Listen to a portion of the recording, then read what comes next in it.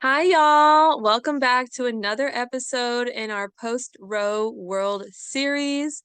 I'm Melanie Salazar, and today I'm with Anderson Ocampo from Passion Life Ministries. Welcome, Anderson. Thank you for joining us today. Hi, Melanie. Thank you for having me. It's a pleasure talking to you. Yes. Tell us a little bit about yourself. Where are you in the world? I'm in Colombia. I'm in a region very close to Medellin that is located in the mountains in what we call a department in the state of Antioquia. I'm very close to the airport and yeah, the beautiful city of Medellin. Nice. And tell us a little bit, how did you get involved in the pro-life movement? Have you always been pro-life?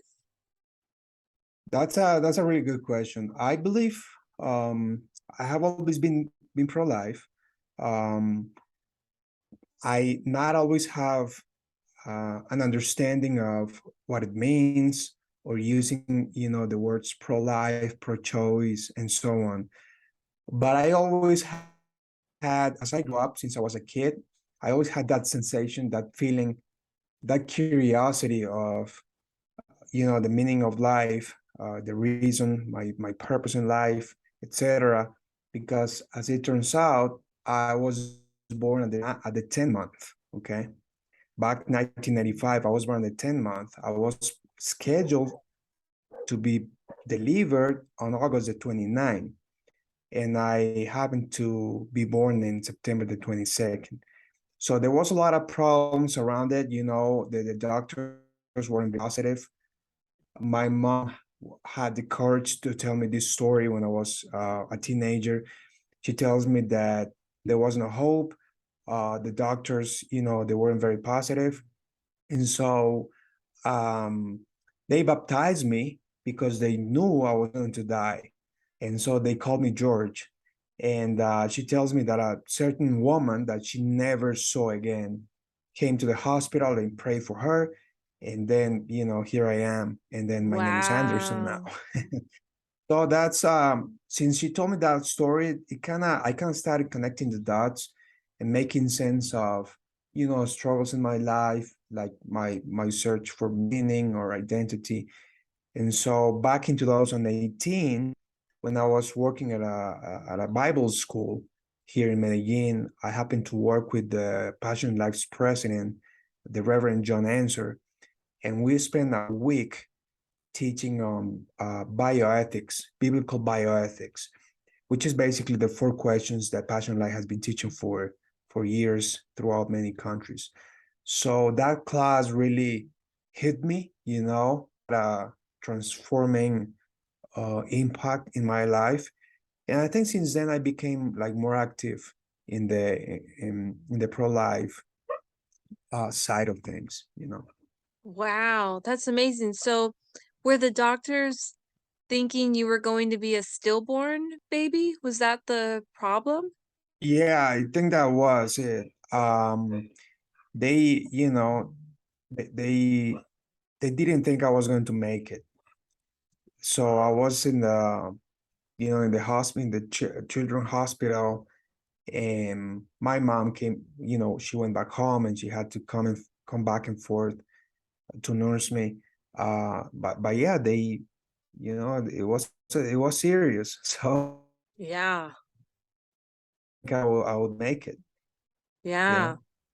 Praise God, you're alive. I love stories like that because it really shows like your pro-life journey began before you were outside of your mother's womb. So, yeah, that's amazing. Thank you for sharing that. Yeah, I mean that's interesting. Is one of the things I recently came to learn is that in a way, you know, um, well, when I am 15 years old, I come to Christ, and became a Christian, and then my mom comes after me. We grew up as Catholic. I was baptized. I got the first communion, confirmation, and everything. But then I became a Christian, and my mom also. So in a way, I think that God used me to to share the gospel to my mom, And sometimes I think, like I said, I'm curious about that because that's a mystery. Um, but yeah, that's a story. It's kind of a story, and I wonder. There's many people that may have similar experience being delivered after or before, and here we are. Yeah. So I think being And pro-life is not just it's not just about discuss science or rights or government rights and all that. Is I think it's deeper than that, and we need to realize that it's just not the rights or world population and all that, but is that human life. Sometimes we just people live. We're here alive despite of the current, despite of diagnosis, what doctor says, yeah. disasters, and many other things. Yeah, and so I guess abortion kind of relates to your story because depending on maybe where you are in the world, at what time in history, a doctor could have said to your mother, it would be better to kill your Right. child, to have an abortion, than to continue with this pregnancy. And obviously, you were always equally human from the moment of fertilization. You were always Anderson Mm, from the start, and yeah, abortion would have ended your life, and you wouldn't be here today to be a voice for the preborn. So, exactly. yeah, it's Yeah, kind it of was scary that what if. exactly, and again, it was 1985. I Hmm. was, and we're gonna circle back on the Roe v. Wade later, but it was probably more than 10 years after Roe v. Wade was, you know, released, so to Yeah. speak. And so, because whatever happens in the US, you know, uh, like a snowball happens in South America, the great influence of the United States. Wow. So I'm pretty sure there were some available venues to get an abortion back then. I don't think it was depenalized yet, but certainly there were options. Mm. I'm very thankful for my mom. She had the courage not only to go through the pregnancy, but also to leave me at the hospital and go back and forth by bus, Yeah. um, to nurse me. And I mean, she was just a kid. I think she was 19 years old, Wow. and and I think my dad was in the army, if I'm not wrong.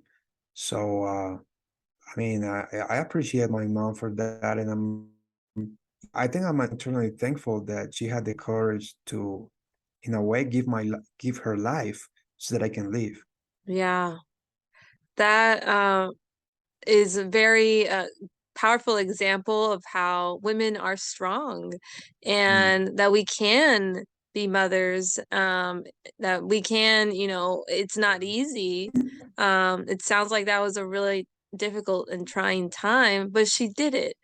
mm, And so I just love that example of your mom. I would yeah. love for you to share about the work that you're doing now in the pro-life movement with Passion Life. I know earlier you Mhm, mentioned the 4 questions. I'd love for you mhm. to break that down for us. And Yeah. what do you do through Passion Life? Yeah, absolutely. Right now at Passion Life, I'm working as a trainer leader. My position is actually Christian leadership pastor for South America, which essentially is training leaders throughout South America in a keeping it simple, the simplest way possible. My job is not to deliver lectures about it. My job is not to do politics. So, and I'm not against it. I think that's part of the movement. It's just one sphere of it. But my job is to train people so that they can become trainers. Put in a different way, I show them how they do exactly the same I'm doing at that very moment. So I train them to be trainers. I teach them to teach the material in a simple way. Uh, as my mentor and my boss John says, if they go back home and they say, "Wow, I learned a lot," we failed. But if they go back home and say, I can do the same, I can do it in the next week or two, then we reach our goal. So I teach the 4 questions. First question is, what does God say about human life, including the life in the womb? Question 2, what does God say about the shedding of innocent blood, including abortion? Number 3, how we take the gospel of life for those that have suffered abortion or abortions so that they can free from guilt and shame. And number 4, what does God call us to do to stop the shedding of innocent blood? So that in a way that's very theologically very robust, because it goes with the pattern of creation, fall, restoration, and consummation, and which again is the same as we share the gospel. Number 1, we share the good news. God loves the world that he gives his son, that whoever believes in him doesn't perish. And then we bring the bad news with sin separates us from God. Number 3, we bring the good news again with Jesus Christ as our propitiation for it. And number 4, we are called to share, to proclaim the same. So the pattern is very easy to learn. We want to keep it simple. And so my goal is to teach train leaders in Colombia and other countries, South America, so that they can train other leaders. And so their leaders can train their flocks, their people from their churches. And finally, the people from their churches can share. So we train for people to train, and so they can share. So training and share, keeping it simple with the 4 questions that Passion Life has developed through the years. Wow. So Passion Life primarily works with pastors and training up the pastors to go back to their churches and share the gospel to Right. their church. Yeah, essentially leaders. Most of the audience right now are pastors, Christian pastors, but we're not limited to them. Any leaders like teachers, um, high school teachers, school teachers, professors, university students, medical doctors, people from the government, any leader that has influence and that they can, in turn bring about this teaching to their area of influence. We want to get them. We want to come to them and train them so that they can influence in their circles. For example, the last couple of weeks, we made a tour through Colombia in 4 different cities, and one of the churches there was a nun, and that was very nice because she was there receiving our training. And this is a non-controversial issue because this is life issue. And Mm-hmm. so yes, we are open to train Christian leaders, ecclesiastical leaders in general, but also teachers, like I said, parents. Because what I say in the training says we're all leaders because we all have influence, starting with our children, our grandchildren, our brothers and sisters, and so. But yes, primarily our focus is in the church, because we believe that the church has the power. Number 1, as the Apostle Peter says, judgment starts within the house. And if we want to change our world, we've got to start from our own, from the inside out. Yeah. Wow. I know there's a famous quote by Mother Teresa that says, if you want to change the world, go home and love your families. So that sounds very Yeah. similar to Yeah, it's as simple as that. And I think one of the basic topics or examples from the Bible and Jesus Christ is the Good Samaritan. We all Mhm. can be good Samaritans. And the Good Samaritan is with the person that is closest to us, our neighbor. Yeah. Yeah.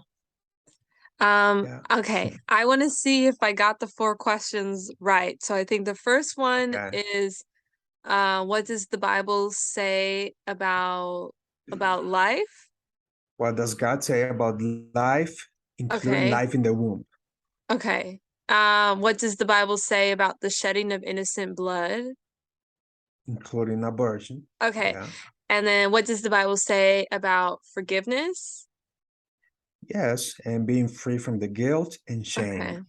of And then abortion. I think the last question was now, like, what are you going to do about it, right? Like, Exactly. Exactly. what are we called to do now? Okay. Correct. I think those are some good questions. I feel like it's almost kind of, I forgot the words, but like kind of a philosophical argument of like, if X equals this, then this equals that. Yeah. Like simple Yes. kind of logic. Yeah, it's very logical. Teaching them incomplete. If you teach the first question, all you got is that God's life, He values life, and the image of God, which that basically is based on Genesis 1. But then what next? Based on our reality. And then the second question goes to, oh, sorry about that, goes to Cain and Abel, the first shed of innocent blood. And Mm, then we go, we start progressing through bringing the gospel, Psalm 32, like David, his experience of forgiveness, and yeah, finally, what's our call? And again, this is the call in the fourth question.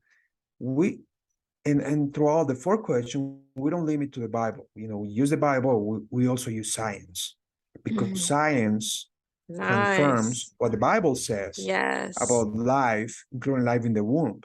Hmm. And history also speaks about how many men and women had have had the moral courage to protect life, starting with the midwives in Egypt, and then moving through history with people like William Wilberforce, Andre Trachme, Dietrich Bonhoeffer, and many many other organizations like Pro-Life Global right now are part of the history. So it's very cohesive, it's very complete, because people are empowered and equipped not only to create and correct convictions about where does life begin, why is life valuable, why is life both in its eternal and temporal value defendable and redeemable, but also how can, as a student, as a youth in your church or in your family, can create a case without using the Bible. Hmm. Yeah, I definitely agree with you. I think it's so beautiful how our Christian faith, like science backs up the truth, like what God says about the Mm. truth, the goodness and the beauty of our bodies, of His creation. Like the two, they're not mutually exclusive, I think is the phrase. Like No. they go together, and science backs up the pro-life position. And I think it's really important Yeah. as pro-life people to know the science and to know why, if you're a person of faith, why do you, as a Christian, oppose abortion and learn the science that goes along with that. Um, I think there's Mhm. many times when pro-life advocates mean well, but then they get maybe stumped, and then they're like, because this is what my faith says. I don't Yeah. know. And then there's kind of stuck in Yeah. conversation. Yeah. To relate with Yeah. someone who's Absolutely. pro-abortion and not a Christian, Yeah. which is frustrating. So I think that's great that y'all are doing um, biblical truth Yeah. and backing that up with the science. So earlier you mentioned the word history Mm. and Roe versus Wade. And so you mentioned how kind of what happens in the US has a ripple effect down into Latin, South America. So Yeah. tell me, where were you when Roe versus Wade was reversed? What went through your mind when that moment Yeah. happened on June Well, 24th, yeah. 2022? Yeah. First, I've been following Roe v. Wade's history and debates for a while, for quite a while, in the internet and, um, reading books about it, uh, trying to be informed and understand it. Like there's a book, um, The true story about Roe versus Wade. I think the author is Roger Resler. The audiobook actually contains the tapes from the actual hearing back in the 73. Wow. And that's really great.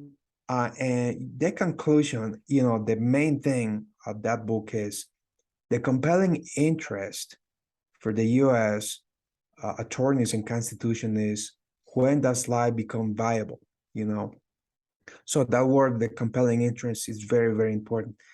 Um, but 50 years later, to be honest with you, I wasn't expecting that it would be overturned, that it would be changed. I wasn't expecting it. Like, I have to be frank, uh, I thought that battle was just, that's part of the government. They are not going to negotiate. I don't think the church is gonna win anything about it.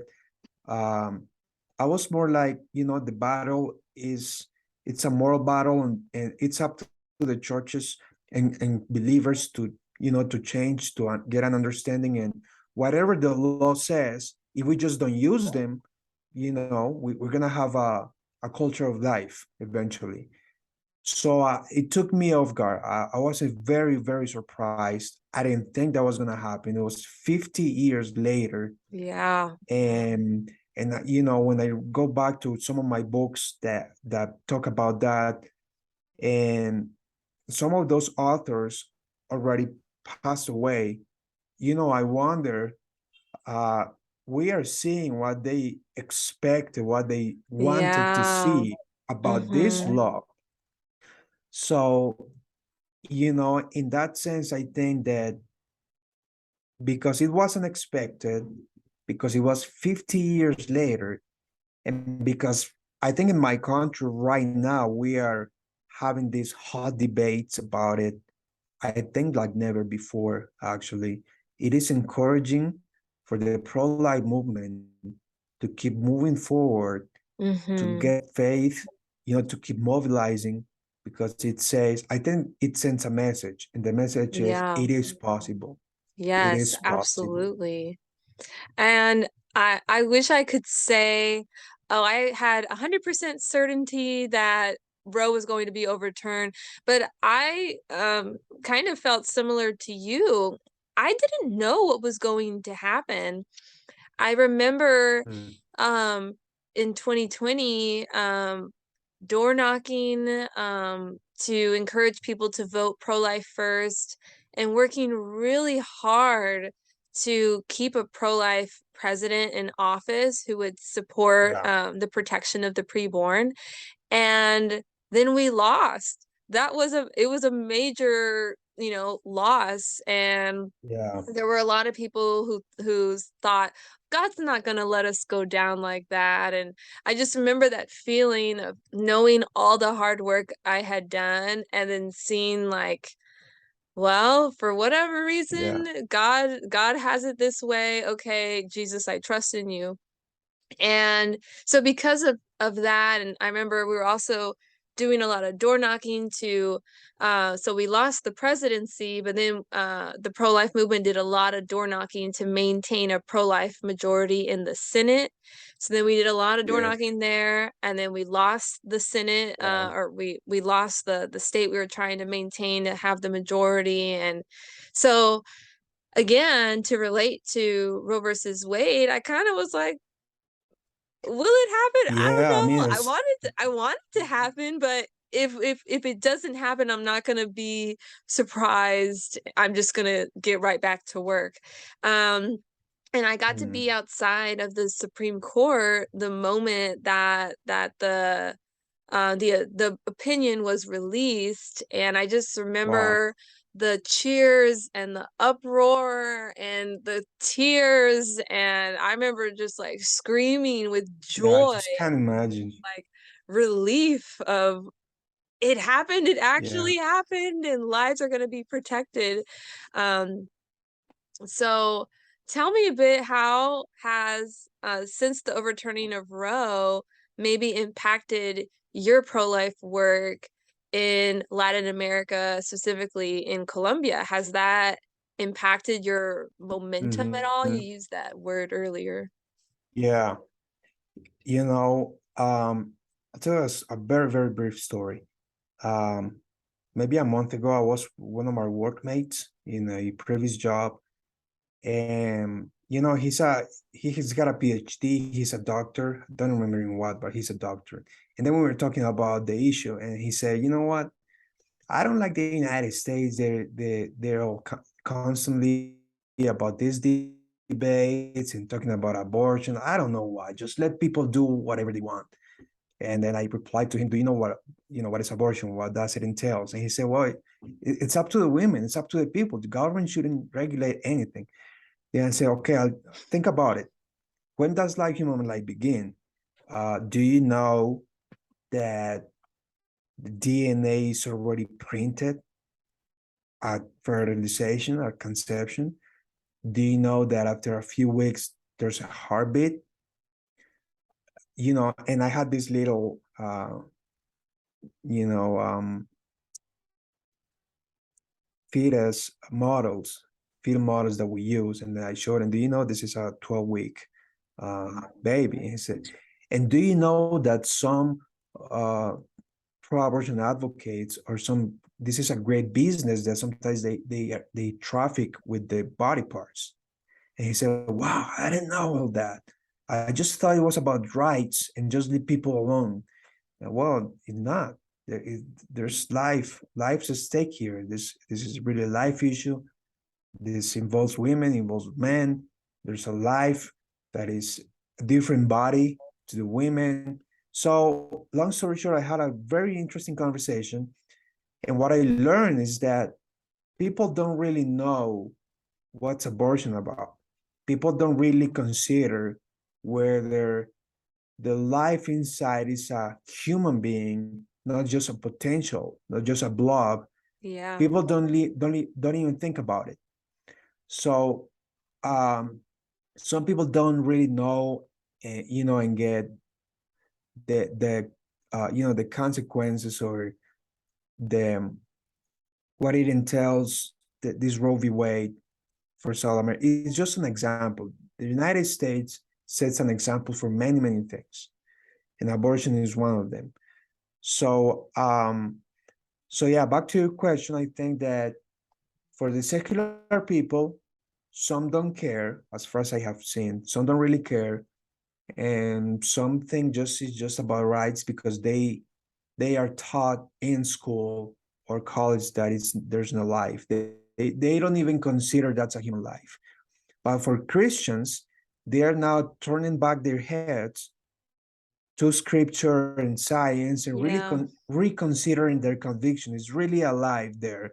Should we do something about it? Should we follow this example of this pro-life movement in the States? And I think that's very positive because in our trainings, people are encouraged by that decision. And we have the opportunity to talk about it and say, this is possible. Yeah. And if this law has been overturned, that means this is important. It's life. And so I think it will bring encouragement, new opportunities to talk about it. And regardless of the current debate or what the media says, I think it's a great opportunity to bring this teaching and really clarify that, as you said, the Bible and science are not opposite; they are in agreement. Mm-hmm. If they weren't, that's a different story. The Bible didn't say life starts at conception. That's a different story, but it does say that.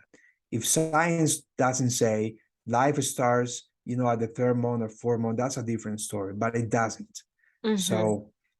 So I think that decision is very positive, at Yeah. least for the Church of Believers.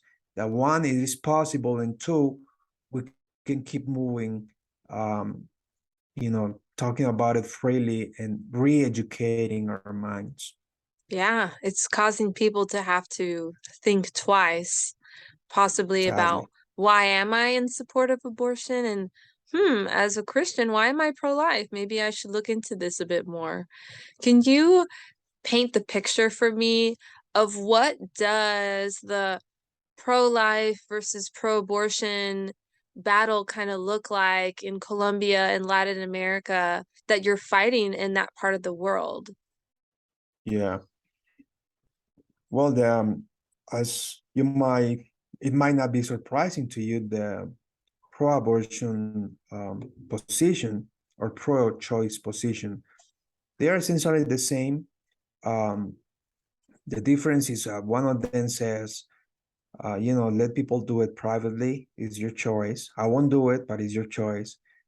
The pro-abortion position basically fights, lobbies, and protests in favor of it, regardless of the stage of the pregnancy.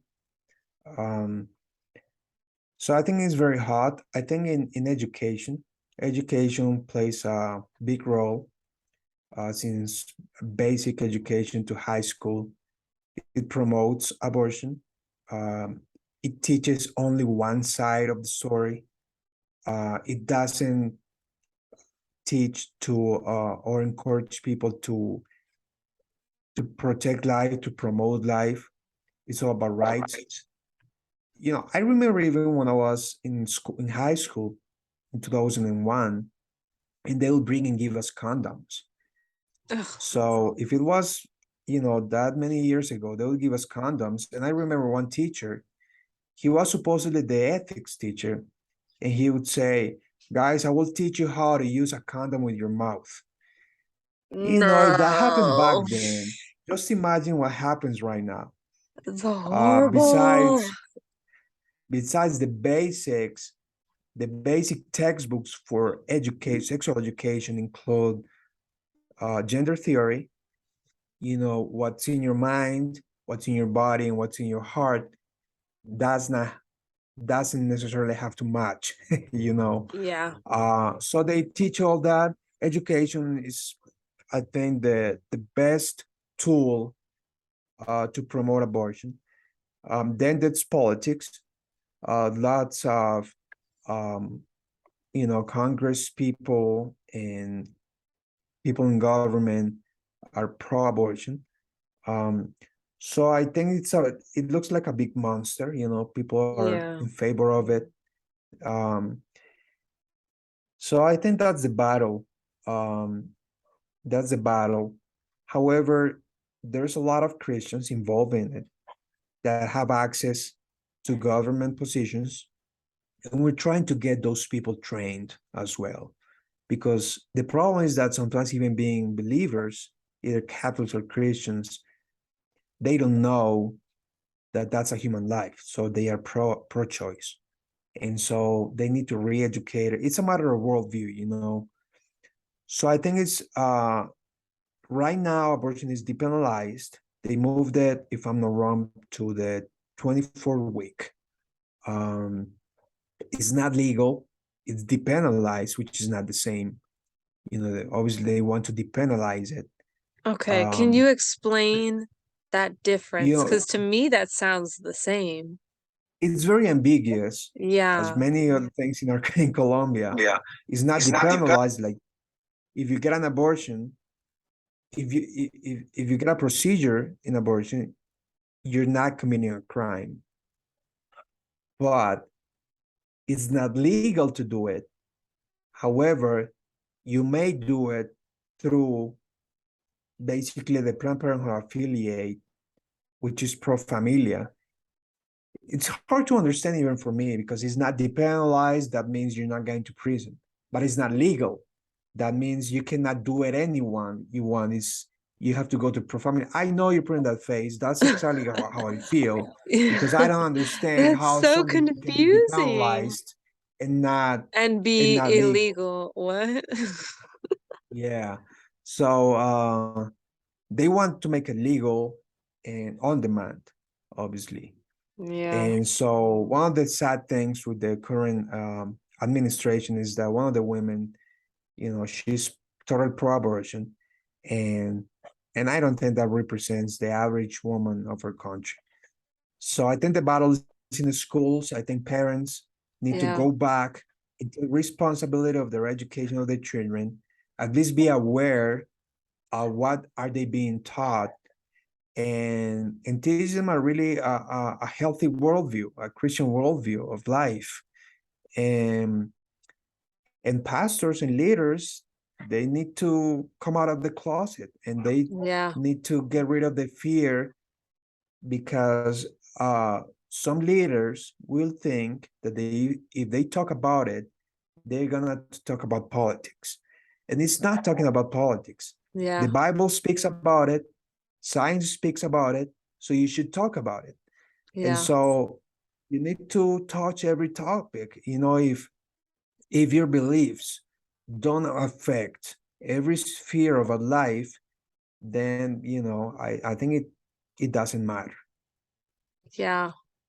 I definitely agree with you that um comprehensive sex ed is another part of the battle. It is a powerful tool that the abortion industry uses to begin with their ideology. I know someone who previously worked for the abortion LGBT movement as a sex ed um, educator, Yeah, and she was taught that parents are a barrier to service, and yeah, to begin teaching them like how you experienced the different types of contraceptive methods, how to yeah. do different things sexually, and that is to desensitize the young people to normalize sex outside Mm, of marriage with multiple partners. Kind of makes, I think, from what I've heard, I feel like it doesn't um make consent very clear. I don't know. But yeah, that's definitely the first kind yeah. of crack in the door is through the comprehensive sex ed. And I think to my Mhm. point is that the pro-life movement, if people feel called um to work specifically in this front, the battle of getting pro-life, pro-chastity, pro healthy Yeah, biblical living education is a whole other, battle within the pro-life movement, um yeah, to save our children, to save the yeah. culture. And I mean, what yeah. we at Passion Life, what we teach is education. We Hmm. re-educate people so that they can educate the leaders. And it's just ridiculous to me that if you, if a lady, if a girl that is younger to 18 years old, that is, let's say 14, 15, it is illegal to have sex with someone that is older, 19 Hmm. years old or 18 or 20. But it is totally legal and endorsed to give them condoms, sex education, and to encourage them to have sex. And if they become pregnant, then there's a solution to it, abortion. So Yeah. it's not consistent at all. So No. why is it legal to have sex if she's younger, but why is it legal if the man is younger too and doesn't have an idea what's gonna do with his life in the future? He's gonna take responsibility of the child or not? It's a contradiction. It's what Yeah. the Christian philosopher Francis Schaeffer would call the elite. Since there's no more Christian values or a consensus dominating our culture, then the elite will have to decide for people arbitrarily. And so this arbitrary education and stuff doesn't make sense. It's not consistent. And teaching a 5-year-old child that they can become a man or a girl if they want to, it's just ridiculous. I mean, it's evil. Yeah. And I remember that a few days ago, the director of the OMS, he said that have less sexual partners. I mean, come on. No, that's not I the mean, the answer. best the best way to prevent a pregnancy or an abortion is just don't have sex. That's it. Hmm. I Yeah. mean, so yeah, definitely education plays a huge role, and Hmm. and the church need to go back to it. Teachers need to teach the whole spectrum of it, not just one side. And so, yeah. Yeah. This is some heavy stuff, and it seems almost scary to know what we're up against. But it's good that we know what we're up against, 'cause then we know what we need to do. So tell me, um, what needs to be done in Colombia, in Latin America, to create a culture of life, to protect the preborn, to empower moms, to encourage dads? What can we do to create an abortion-free Latin America? I think that's a good question, and we can guess and give our opinions. But as far as I can tell, I think the church needs to go back to scriptures and really live and renew our minds and go back to the wisdom about what God says about life. In the millions of Christians we have in South America, and I think that's why we have a South American Pope, because there's still a market for Christianity in South America, not like in Europe, but in South America it's a different story. And there's a lot of powerful influence that South America can have in the rest of the world. So I think the Christians, believers, need to go back to scripture and really come out, be aware of what does God's life say about life, about the shedding of innocent blood. Stop thinking like secular people. Stop, living under the dichotomy of the spiritual and the secular. We need to go back and understand that this isn't a matter of privacy. Parents have the rights and are commanded by God to train their children in the fear of God. Mm-hmm. If we do not interfere and intervene in our children's education and discipleship, the world will do it. The secular, the satanic world will do it. So I think going back to a worldview of life and family eventually will create a culture of life. And, fighting government spheres is okay. We need more people in government, in office. We need to keep protesting and doing all that.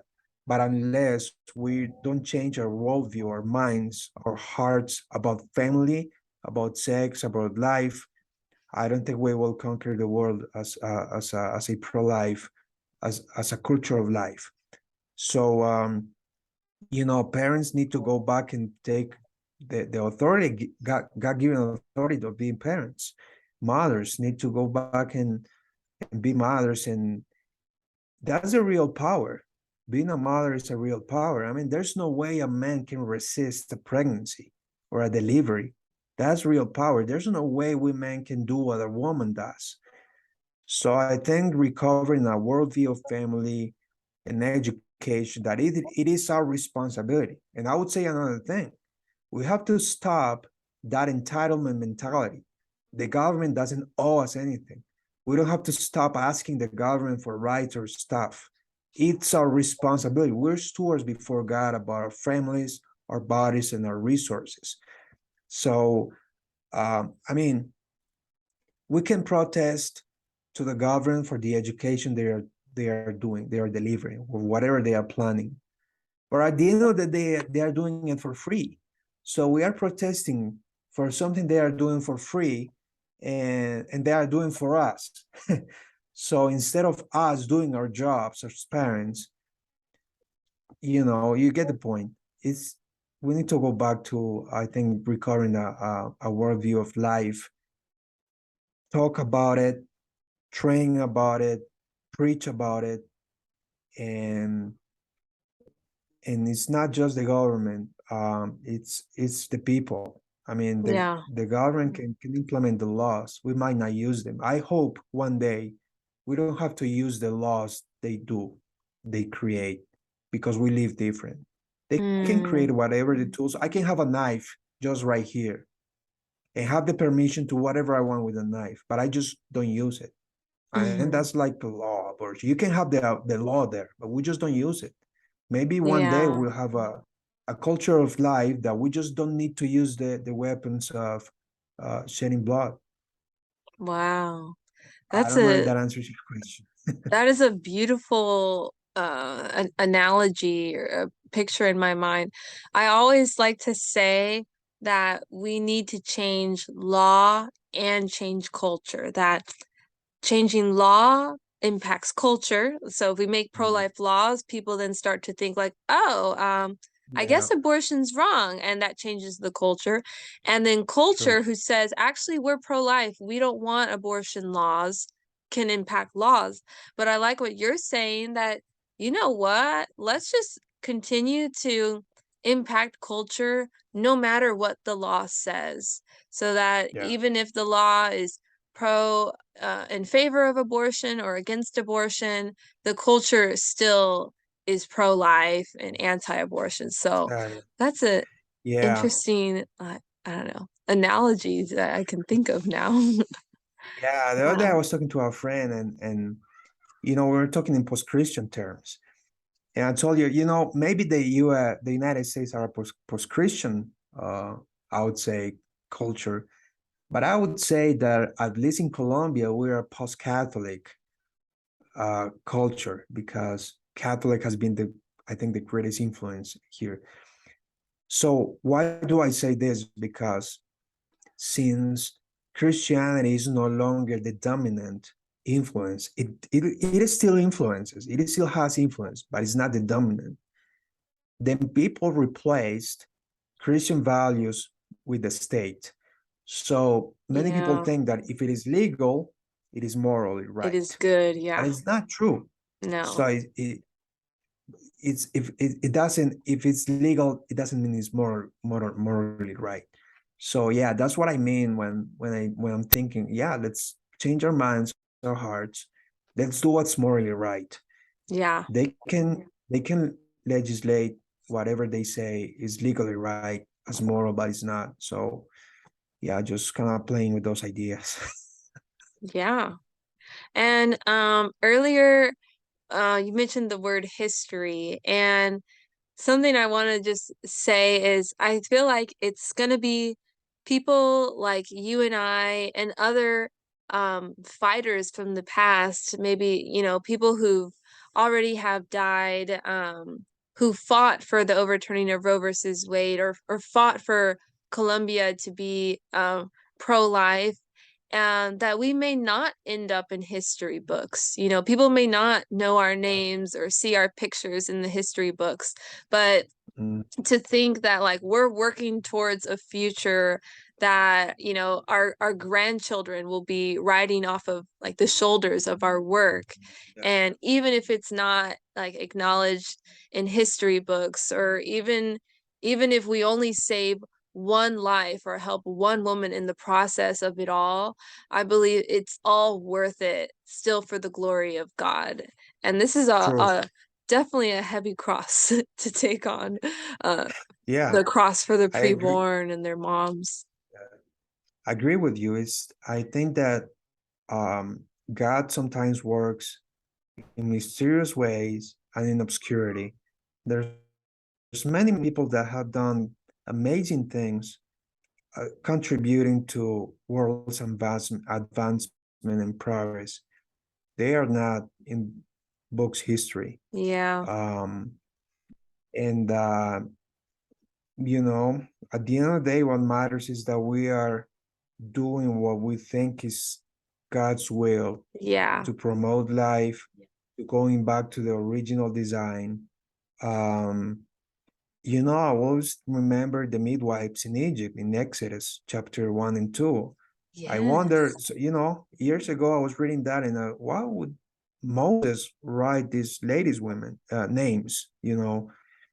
And it's because of what they did, and they Hmm. happen to be there because of what they did. We might not be anywhere, um, but I think God has His own books. Yeah, He's gonna write that in His own books, and so I think it's worth it. yeah, absolutely. Well, thank you so much, Anderson, for sharing this message of hope for Colombia, for South America, and for the world, that together we can continue working towards a pro-life world, a world without abortion. So tell us, how can we stay connected with you and the work that you're doing at Passion Life? Yeah.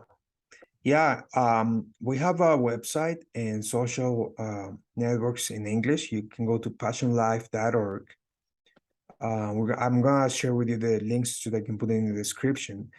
In Spanish, we have our own website, pasionvida.org, passionvida.org, and we have the links to our Facebook, Instagram, and YouTube. We have resources if you want to learn more. If you want to download the teaching resources, you can do it for free from passionlife.org, passionvida.org. And if you want to know a bit more about me personally, you can go to andersonocampo.com and get to know a bit about what I do and, in my work. So yeah, you can reach us out anytime. You can contact us on our website or social networks, and it'll be great. It'll be great if you tell us if you learn something new from this conversation. Please let us know. If you're interested in connecting with us in the United States or South America, let us know. As we say here, no commitment, just let's talk. Nice. Awesome. Well, do you have any last words or final thoughts before we say goodbye? Oh yeah, I'm very thankful. I appreciate your time and inviting me. I hope this is not the last conversation we're gonna have. Hopefully, we're gonna work together if you come back in Colombia or we happen to meet somewhere else. And yeah, I would encourage every leader, every Christian leader, every parent, every teacher to open your mind, really go back to scripture. Don't think the Bible is only a spiritual book. Don't think the Bible all only speaks about God, because it speaks about humanity. It speaks about human dignity. Yes. And science confirms what the Bible has been saying, has been telling us for centuries. So it's time to open your minds, stop thinking this is religious stuff, and it's about truth, it's about logic, it's reason, it's science, it's life. It's it's re-educating us, going back to a Christian and life worldview. So that'll be my encouragement. Awesome. Well, thank you again so much, Anderson, for your time and for this conversation today. Thank you, everyone, for listening. Hope you got some great takeaways from this conversation. And until next time, let's continue to create a world without abortion. Bye. Bye.